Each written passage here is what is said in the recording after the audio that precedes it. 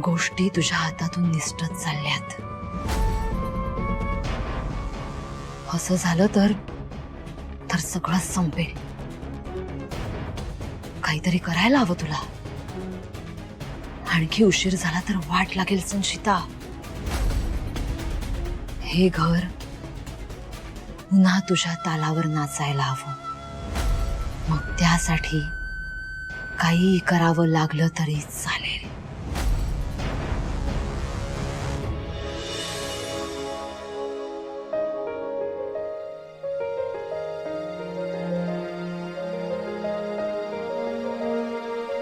स्वानंदी,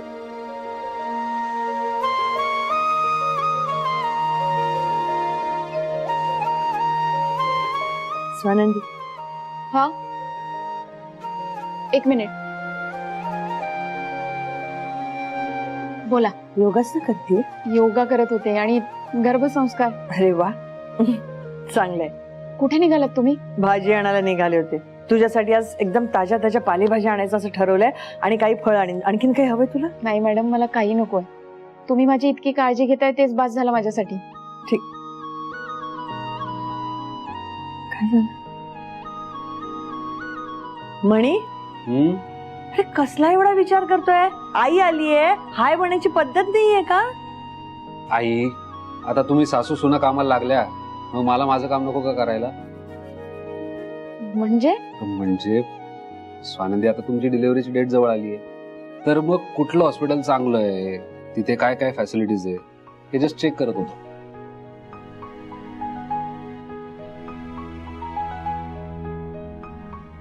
मणी sir, thank you. तुम्ही किती काळजी घेता माझी.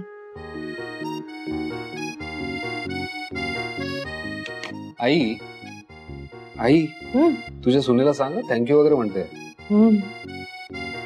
नवरा जर त्याचं कर्तव्य करत असेल तर स्तुती करायची नाही, आभार मानायचे नाही, नाहीतर नवरा लाडवू शकतो. अरे जा फोन घे. आलो. हल्लेखोर कोण आहेत हे ज्यांना शोधायला लावलंय त्यांचा फोन आहे आणि या दोघींसमोर मला फोन रिसीव्ह नाही करता येणार.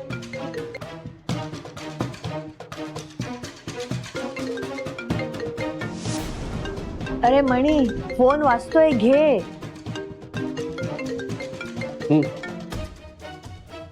हॅलो. हो हो, मी आलोच.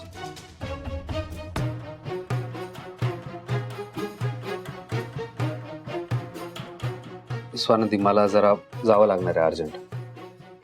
काय झालं मणी सर? काही प्रॉब्लेम झालाय का? नाही स्वानंदी, प्रॉब्लेम नाही काही.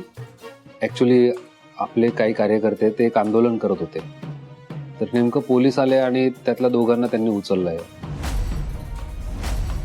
सो मी त्या कार्यकर्त्यांना सोडवायला चाललोय. बरं.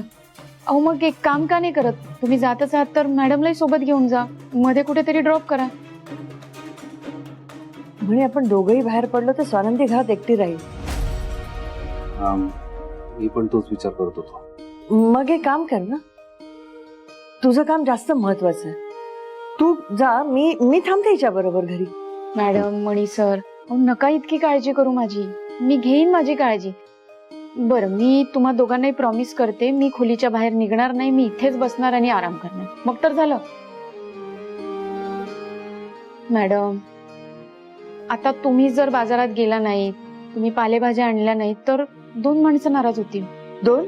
अहो असं काय करताय? माझं बाळ आणि त्याची आजी. हसतोयस काय?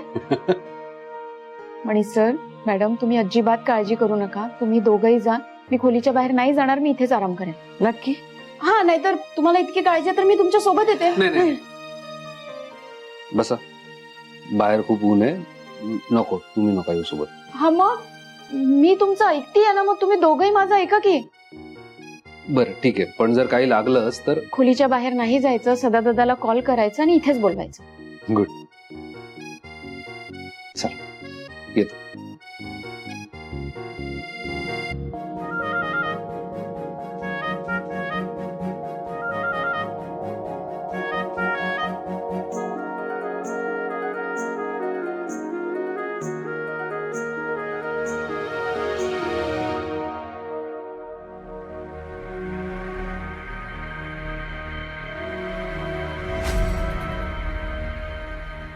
हा इथे गेम खेळतोय याला काहीच वाटलं नाहीये का?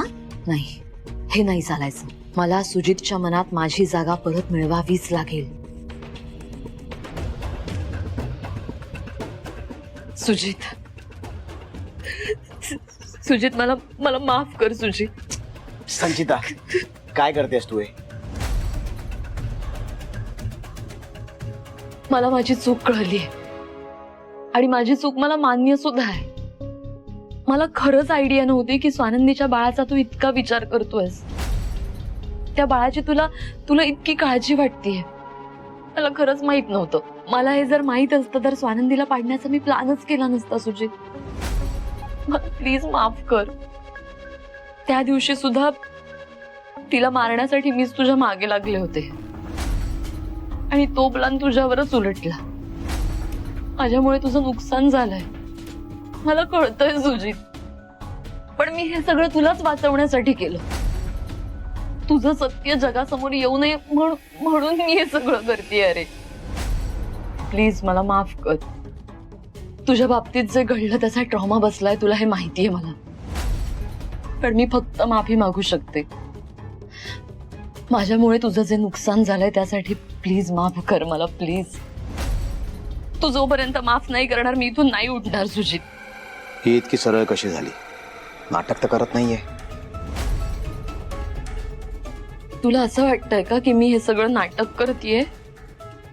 मी नाटक नाही करत आहे.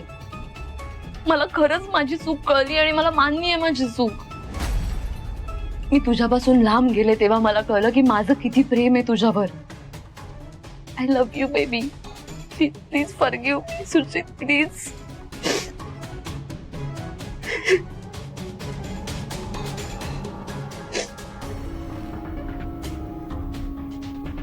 ठीक आहे, इट्स ओके.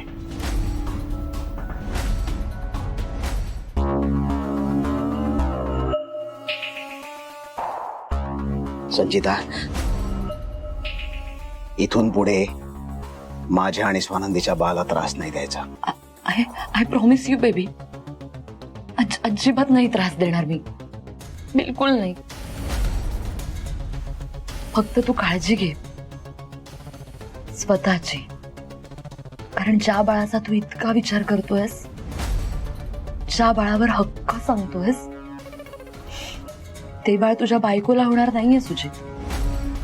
ते बाळ तू जबरदस्तीने केलेल्या संबंधातून जन्माला येणार आहे.